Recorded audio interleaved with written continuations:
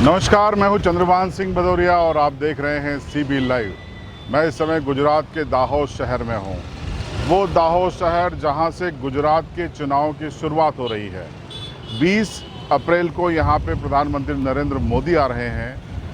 1 मई को कांग्रेस की ओर से यहां पर राहुल गांधी आ रहे हैं और चर्चा है कि आम आदमी पार्टी के प्रमुख अरविंद केजरीवाल वो भी 9 मई को आ सकते हैं या उसके बाद उनका कार्यक्रम बन सकता है। तो आखिर क्या वजह है कि गुजरात चुनाव की शुरुआत हर बड़ी पार्टी, हर बड़ा नेता दाहोद से कर रहा है? आपको बताएंगे, इस रिपोर्ट में बने रहिएगा हमारे साथ।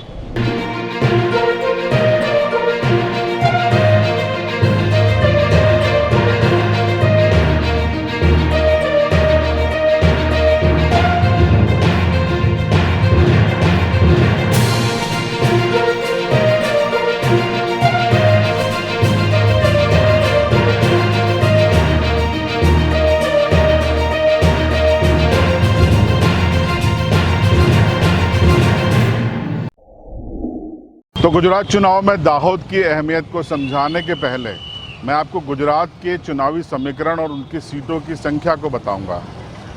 गुजरात में 182 विधानसभा सीटें हैं और जो 92 यानी 92 सीटें हासिल कर लेता है उसकी सरकार बन जाती है। पिछली बार 99 सीटों के साथ बीजेपी ने सरकार बनाई थी, जो कि काफ़ी न्यूनतम मानी गई थी बीते कुछ सालों के प्रदर्शन में, और कांग्रेस ने बेहतर प्रदर्शन करते हुए 77 सीटें जीती थी। कुल 22 सीटों के अंतर से बीजेपी ने यहां पर बहुमत पा लिया था और सरकार बना ली थी। गुजरात में कुल 15% आबादी यहां पर आदिवासियों की है, जो काफ़ी महत्वपूर्ण हो जाती है सियासत के लिए। और यहां पर वोट शेयर की बात करें 2017 में तो 49% के साथ बीजेपी यहां सबसे बड़ी पार्टी थी, तो कांग्रेस को 41.4% वोट मिले थे। ये कुल मिलाकर करीब 7.25% वोटों का अंतर था, जिसके आधार पर बीजेपी यहाँ पर सरकार बना गई और बीजेपी की 22 सीटें हो गई। अब आपको सबसे महत्वपूर्ण चीज़ जो बताना चाहता हूँ वो ये कि गुजरात में कुल 182 विधानसभा सीटों में से 27 विधानसभा सीटें एसटी कैटेगरी की यानी कि आदिवासियों के लिए रिजर्व हैं। अब ये 27 आदिवासी सीटों में जो बहुमत हासिल करता है उसी की गुजरात में सरकार बनती है। और इस पूरी आदिवासी सियासत का जो केंद्र है वो बीते 5 सालों में गुजरात का दाहोद शहर बन गया है। और इसीलिए प्रधानमंत्री नरेंद्र मोदी दाहोद से अपने चुनाव प्रचार अभियान की शुरुआत कर रहे हैं। यहाँ पर आसपास के 3-4 आदिवासी बहुल जिलों के लोगों को वो संबोधित करेंगे। करीब 3 से 5 लाख के बीच लोग यहाँ पर आएंगे। 2000 करोड़ से ज़्यादा के प्रोजेक्ट यहाँ पर वो लॉन्च करेंगे। सीधी सी बात है कि खुफिया रिपोर्ट्स बीजेपी के पास ये है कि आदिवासियों में नाराज़गी है, उसको दूर करने की कवायद प्रधानमंत्री मोदी के जरिए बीजेपी कर रही है। तो राहुल गांधी के और केजरीवाल के जरिए विपक्षी पार्टी कांग्रेस और आम आदमी पार्टी उसको भुनाने की कोशिश कर रही है। अब कामयाब कौन होगा ये 6 महीने बाद होने वाले चुनाव नतीजे बताएंगे, लेकिन बिसात 6 महीने पहले बिछने लगी है, तो इस बिसात में सीबी लाइव भी पीछे नहीं है। इन सब के चुनाव अभियान के पहले हम लोग यहाँ पर हैं और हमने भी अपने चुनाव प्रचार अभियान की शुरुआत कर दी है। आपको सारे गुजरात के चुनाव और उसकी सियासत बताएंगे। तो उसके पहले सबसे पहले शुरुआत हम करते हैं कि आखिर दाहोद क्यों अहम है। पत्रकार राजेंद्र शर्मा से सुनिए। दाहोद की बात करें तो दाहोद आने वाले समय में राजकीय अखाड़ा बनने जा रहा है। 20 तारीख को नरेंद्र मोदी जो भारत के बड़ा प्रधान है वो यहाँ दाहोद में आ रहे हैं आदिवासी महासम्मेलन में उपस्थित होने के लिए। 1 अप्रैल को राहुल गांधी जी का दौरा आ रहा है। उसके बाद में संभवित 9 या 10 के बाद में केजरीवाल भी शायद दाहोद आने की चर्चाएं चल रही हैं। तो केंद्र बिंदु दाहोद बना, उसका रीज़न ये है कि कहीं ना कहीं आदिवासी समाज में नाराज़गी की चर्चाएँ हैं। सिंचाई का मुद्दा हो, पलायन का मुद्दा हो, या फिर बोगस आदि जाति प्रमाण पत्र का मुद्दा हो, या नेशनल कॉरिडोर का मुद्दा हो, तापी लिंक का मुद्दा हो, कहीं ना कहीं आदिवासी समाज में नाराज़गी है।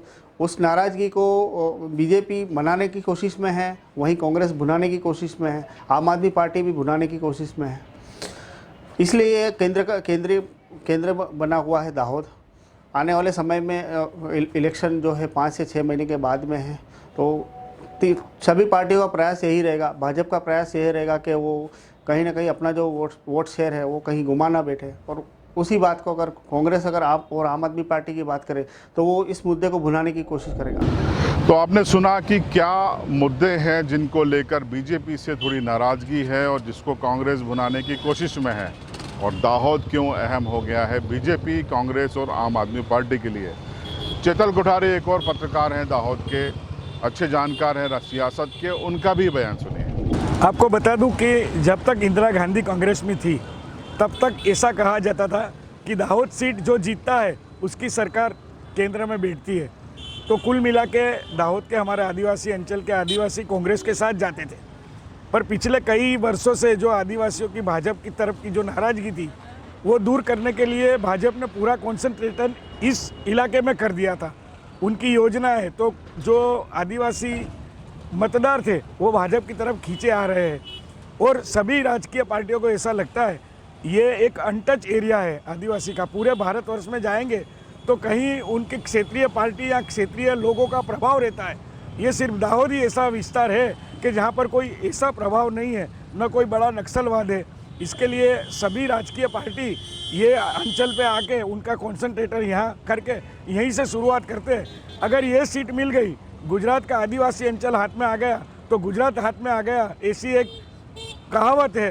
वो प्रूव करने के लिए सभी राजकीय पक्ष के नेता यहाँ आते हैं। तो पत्रकार चेतल कोठारी को आपने सुना, उनका कहना है कि पहले कहा जाता था कि अगर दाहोद को जिसने जीत लिया उसने गुजरात को जीत लिया, तो फिर से वो दौर क्या गुजरात में आ रहा है, ये महत्वपूर्ण सवाल है। कांग्रेस को बड़ी उम्मीदें हैं कि दाहोद के जरिए, राहुल गांधी की सभा के जरिए वो गुजरात में अपनी सरकार बना लेंगे। तो कांग्रेस के जिलाध्यक्ष हर्षद जी को सुनिए कि वो कह रहे हैं कि आदिवासियों में नाराज़गी है और उसका फ़ायदा कांग्रेस को मिलने वाला है। हमारे हिसाब से दाहोद मध्य प्रदेश और राजस्थान की बॉर्डर है, गुजरात की बॉर्डर है, ये 3 राज्यों की बॉर्डर है। तो यहाँ के सब आदिवासी एरिया है, ये पूरा ज़िला आदिवासी है। यहाँ के आदिवासी पूरे गुजरात में काम करने जाते हैं। वो रास्ता बनाने को काम हो, सड़क बनाने का, बिल्डिंगें बनाने की, के खेती का काम। इसके लिए यहाँ दाहोद ज़िले के सब आदिवासी पूरे गुजरात में जाते हैं।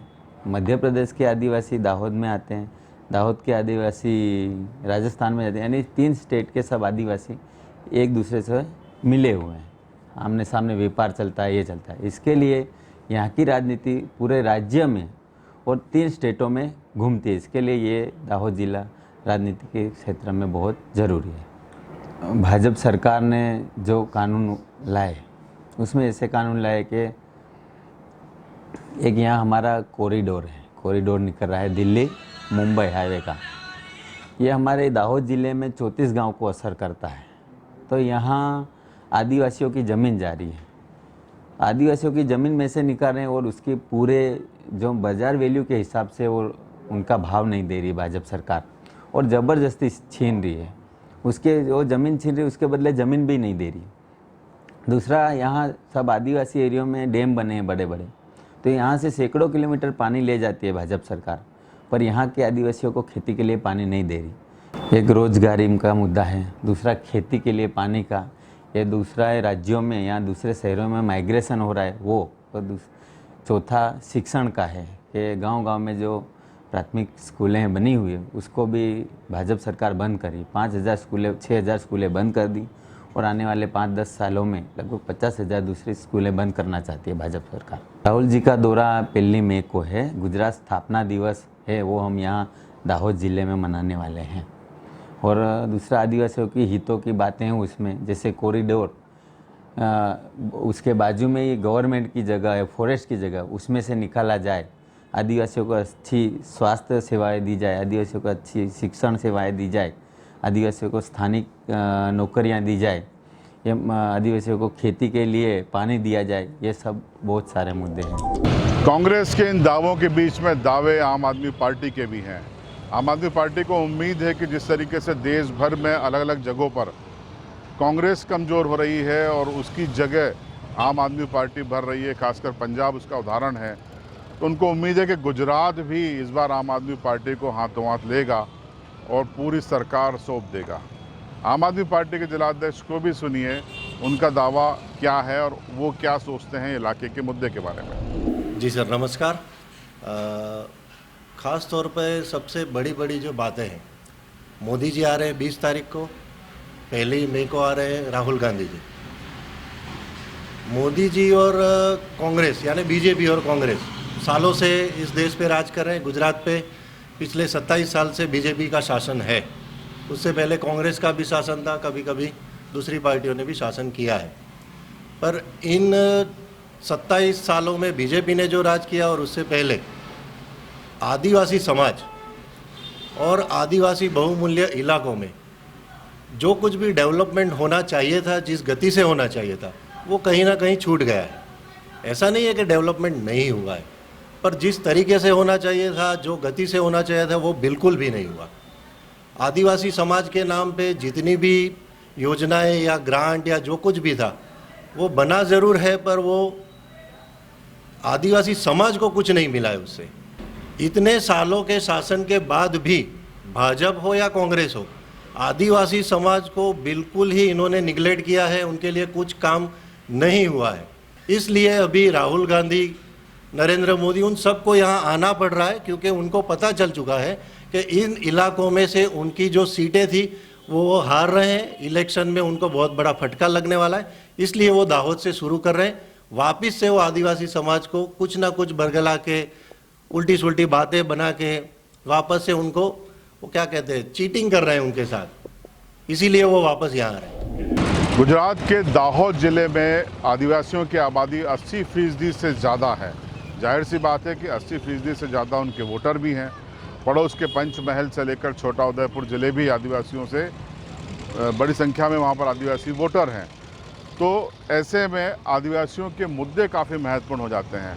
इस समय क्या मुद्दे हैं जो गुजरात विधानसभा चुनाव में उठ सकते हैं और आदिवासी क्यों बीजेपी से नाराज़ हैं, आदिवासी परिवार के नेता से सुनिए। राजनीति का जो केंद्र बिंदु है वो दाहोद ही है। चाहे बीजेपी हो, कांग्रेस हो या आम आदमी पार्टी हो, कोई भी सरकार हो, पर आदिवासियों का जो मुद्दे हैं, उनकी जो नाराज़गी है, वो नाराज़गी अभी तक दूर नहीं हुई है। जहाँ तक विकास की बात करें तो यहाँ 80% आदिवासी ट्राइबल बेल्ट है। तो ट्राइबल बेल्ट में जो आदिवासी रहते हैं उनका विकास कहीं भी दिखाई नहीं दे रहा है। विकास के नाम पर कहीं ना कहीं आदिवासियों का विनाश हो रहा है। ऐसे तो कई सारे सवाल है जो आदिवासी करते हैं। आज देखा जाए तो आदिवासियों का जो पलायन है, वो पलायन आज तक नहीं रुकता है। आज़ादी के 70 साल से पहले की बात करें और अभी की बात करें, जहाँ पर थे आज भी वहीं पर है आदिवासी। रोजगारी का अभाव है, सिंचाई का पानी का अभाव है, और सबसे बड़ा सवाल आदिवासियों की ज़मीनें जा रही है।